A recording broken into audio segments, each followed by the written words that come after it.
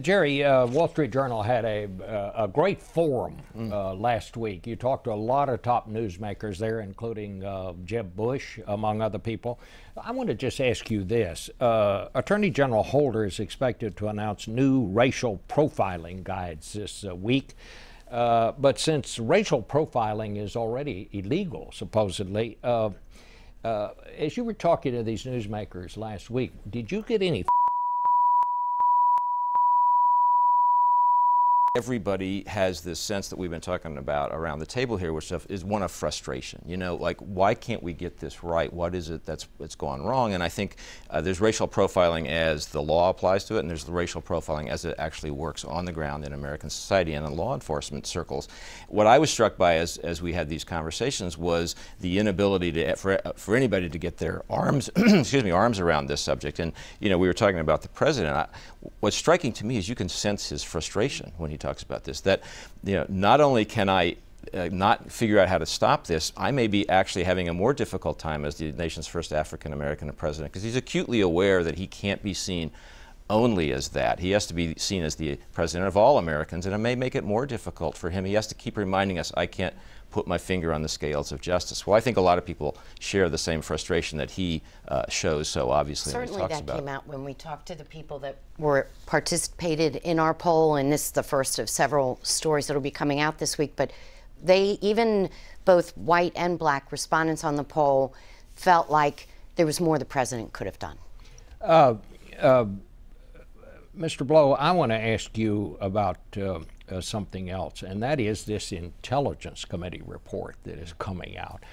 Maybe those of us in Washington become more intrigued by this than people in the rest of the country, but this thing sounds like, if it is made public, and obviously there's a lot of politics at play here, do you think it's going to, what kind of an impact do you think it's going to have?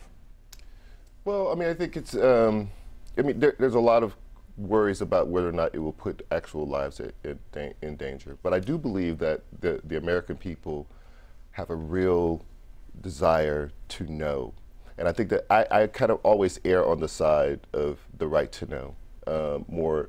And not that I want to put anybody's life in danger, but I do believe that American people want to know. And I think it's important to have it. Do you think it's important for this to come out, David, or what do you think the impact is going to be? I think the facts about what happened during this really horrifying period in which we used extreme techniques should come out. The argument that's made by people who've read this draft, both former CI officers and Republicans who were on the committee, is that it's not a fair rendering of the facts, and for that reason they're troubled by it. I'm struck by, it's an unusual situation where you've got representatives of the administration, John Brennan, the CIA director, John Kerry, the Secretary of State, plus members of the other party on Congress joining to say we have real misgivings about this. Senator Feinstein really wants to do this, and I think it's going to happen this week.